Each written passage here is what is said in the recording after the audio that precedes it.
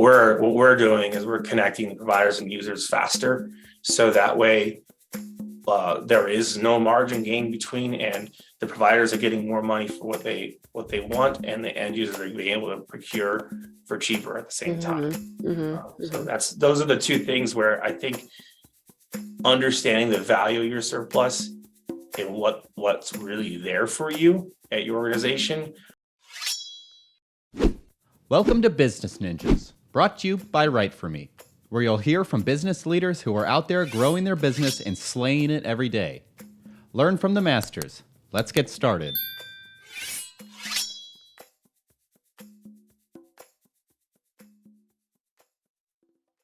Hey everybody, welcome back for another episode of Business Ninjas. I'm here today with Ryan Andrews. He's the co-founder at REUZEit. Ryan, welcome to the show. Thank you, Kelsey. I appreciate you having me on here. Yeah, excited to have you. So Ryan, why don't you start and just tell me a little bit about yourself? Yeah, Ryan Andrews, like she said, co-founder of REUZEit. I started this company with my brother back in 2010, and it's been a great relationship. I'm more of the business front end entrepreneur, trying to innovate and create new pathways for our company over the years, and my brother would go around and support and take care of the things that I would end up promising. So a serial entrepreneur at heart. Along the years, beyond REUZEit, I've created and helped other businesses get off the ground, and I'm a father of 5-year-old twins. And wow.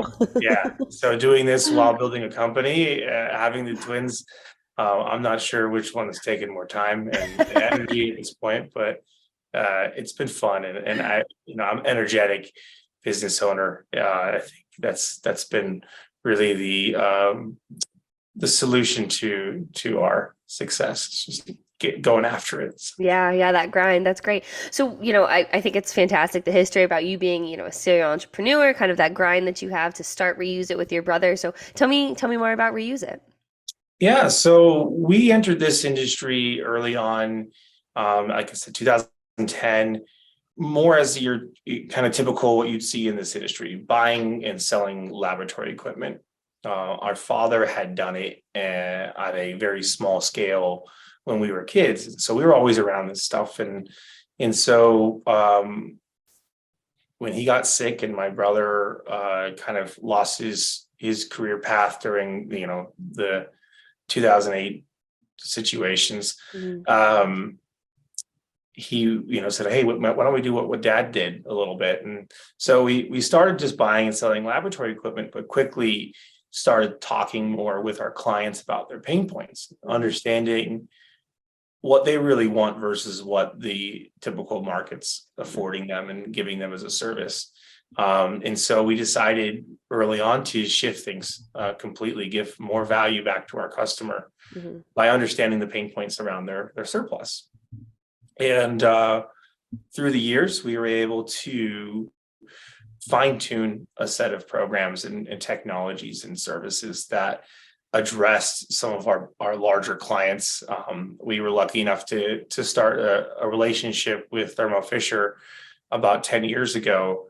And they're such a big company, it was easy for us to, not would say easy, but the access we had to learn what they needed was there. And so we were able to build and kind of beta test as we were building along the way to really address all of their surplus problems. And today it's a global operation and solution for a company that size.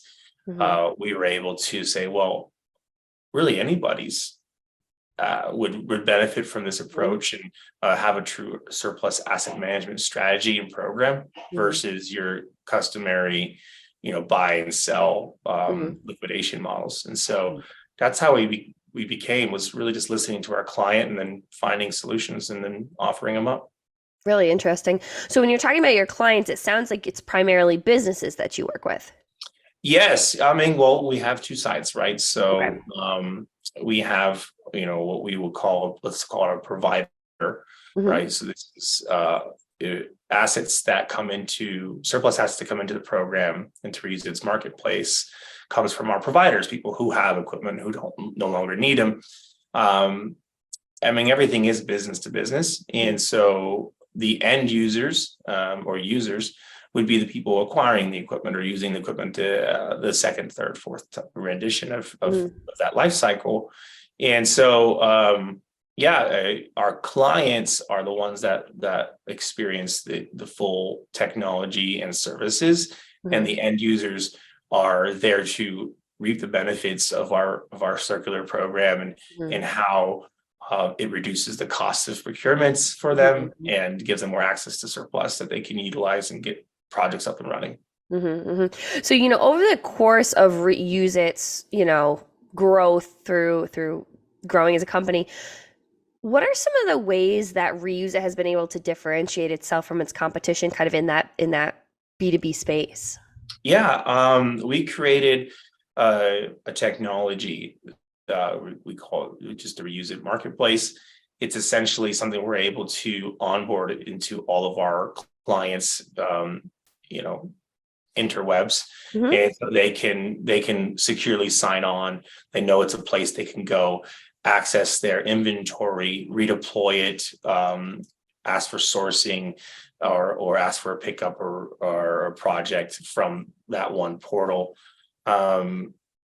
Why we do that is we wanted to create an easy button, and this is what differentiates us from anybody else, is that we've created an easy button for surplus, but also been able to be able to track the data that necessary that people want to see. We typically have 4 main pillars that we are monitoring. Obviously, there's a lot, but capital recovery is a big focus for the customary out there, where they're like, hey, I know this stuff cost me money to begin with. I should be able to get something back. So that's never lost in a surplus asset strategy is the approach to retrieve capital.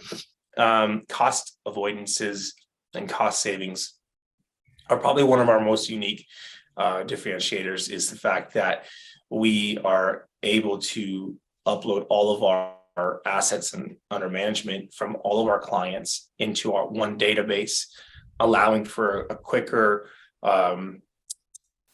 transaction from providers to users. And so the faster that we can do that, the less hands in between, which means there's less margin, and there's more opportunity for the end users to pick up equipment for a better price, and the providers to get a better end user price. So we went through that process. And then landfill avoidance is one of our pillars of value systems, where we're tracking the sustainable and carbon offset sustainability impacts done through all our activity, reduction in logistics and storage costs, recycling recoveries, as well as what the impacts of reuse is versus recycling. And why do you think it's so important that businesses work with companies, like REUZEit and REUZEit specifically? Yeah, it's a waste stream. I mean, for most companies that don't don't apply a surplus asset strategy, it's become a waste stream. And we do have many clients now, not as many as we intend to have, but there's still a lot of problems out there with surplus. And there's a 10 R's of circularity that we apply to our program, and why we employ to other organizations that they must put something together that does better than just storage, recycling, or liquidation. Those models are really low on sustainability impacts, immediate reuse being the most sustainable on the circularity priority list. And so we really honed in on ISO standards around this program, as well as an ISO standard 55001 that talks about how to handle your surplus in the best practices way. And so when we built our program, we knew that there was nothing else out there like it. And still today, there's really nothing there. So yeah, we tell people you could have a program that not only answers the pain points that you experience, but also does it in delivering a positive ROI. So all the money you spend with us and on us and all the programs and everything we do comes back in a positive manner. And then the cherry on the top is the sustainability aspects of what we do and the data that we provide for that. And you raised a really great point in kind of that dialogue that you just had, talking about the pain points, and why businesses need to adopt a way to like you said, recycle. So what would you say the biggest challenge is for companies for why they don't adopt circular economy principles? What would you say that would be? It typically, end of life is end of mind, right? So people aren't thinking that their job is to utilize the equipment to do their job. Once they're done using that equipment, they need to go back and do it with another process. So it becomes this afterthought, and the end of life assets just don't get the attention that best practices are made across all organizations with supply chain utilizations, management in use. But the moment it becomes out of use, it kind of gets set aside to just a waste stream. And so it's really important that organizations start looking at their surplus as an opportunity, especially equipment manufacturers, right? When you talk about circularity, you want to look at opportunities to extend the useful life of assets as much as possible. In a manufacturing setting, you have the opportunity to do parts harvesting. You have the opportunity to keep a few cycles going. A refurbishment, it's not unknown. There's a few manufacturers already, deploying a circular model around capturing their returns processes and finding a secondary market of refurbishment buyers. And that's great. But it can continue from there. It doesn't have to stop at the refurb. There's another level below it that allows equipment to continue to be used until it hits, the final use, what we call last life.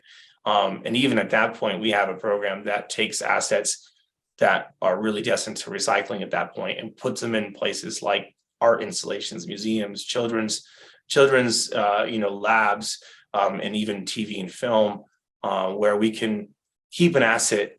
Doesn't need to function the way it used to. It still looks cool, and it keeps an asset out of the landfill.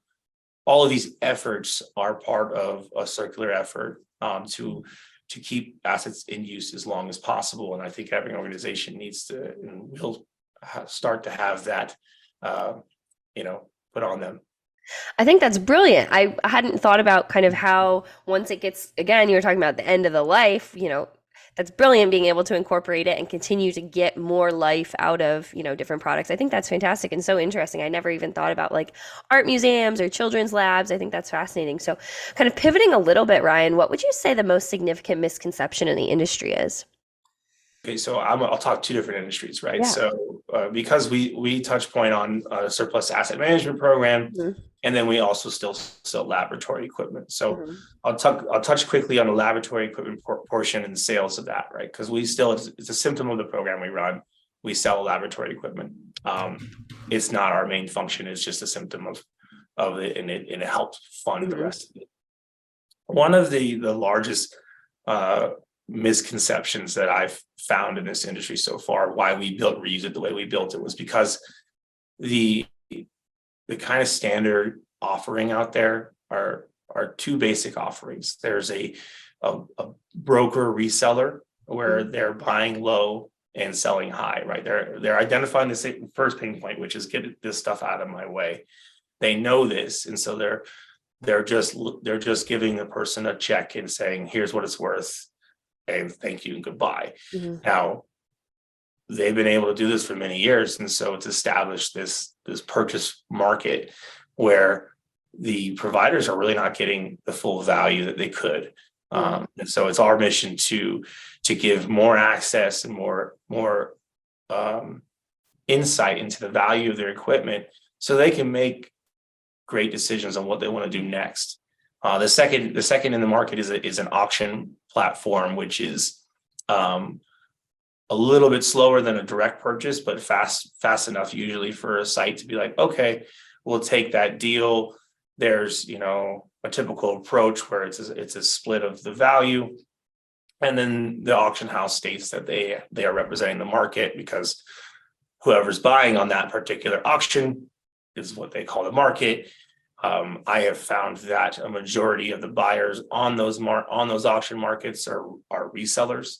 So what you're doing is you're disconnecting the providers to the end users, and you're adding more points in between.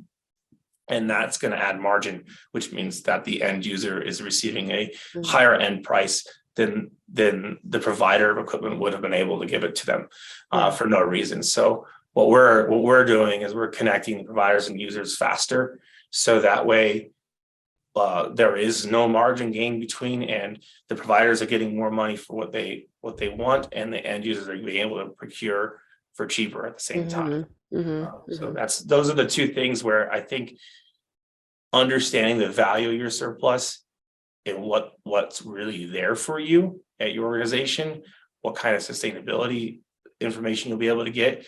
That's what people don't understand yet, because they've been so used to the customary models out there. That's really interesting, Ryan. So, say we have, people who are listening who, want to explore REUZEit for, their company. Where can they go to learn more? Yeah, you go to REUZEit.com. We also have a YouTube, Vimeo channel. We have an Instagram that's kind of fun. We tried to do something a little differently and just have a little more fun than most of our competitors in the space. And go to REUZEit.com that you can follow. Really anything you can look into. We posted a white paper last year on the impacts of reuse versus recycling. I think that's really important. People can go on there, read that if they want, make some assumptions about the waste streams they're aware of that they're doing, and then talk to us and see what we think we can be done. We have a lot more papers coming out in the next few months, and doing deeper data dives and research into some of the impacts that we've made. And so just follow us and keep an eye on us. And we're always here to do a free assessment of how you're handling your surplus today and give you advice, whether it's coming on board with REUZEit, or it might be simple as us just helping you out and showing you what you can do differently and what you can add. Brilliant. That's fantastic. And I love that, you're able to start off adding value right out of the gate, saying, hey, let's do this assessment. Let's see where you're at and see what REUZEit can do for you. So, Ryan, I think this has been a great conversation. As we start to wrap up, is there anything that you want to leave our listeners with? I think, to really hit some of today's sustainability goals and in circularity, and we're talking about zero waste, carbon offsets, we have to have a mentality shift. People have to move to a reuse before we buy. If you can shift even at a personal level, from a rebuy standpoint into a reuse, look for every opportunity to reuse your stuff, whether it's at your organization, at your house, wherever. You're going to help an impact in these goals, in these global goals that are happening today. And that's what I would leave someone with is don't worry so much about every little thing, but just have a reuse mentality, and you'll be making a positive impact. That's fantastic. Well, Ryan, like I said, this was a great conversation. I appreciate your insights into, surplus asset management, all, the difference between, you tapped into it a little bit, the difference between recycling and, reusing. I think it's been fantastic. And I really appreciate you being on Business Ninjas today. Yeah, absolutely. Thank you for having me. Appreciate Great to have you.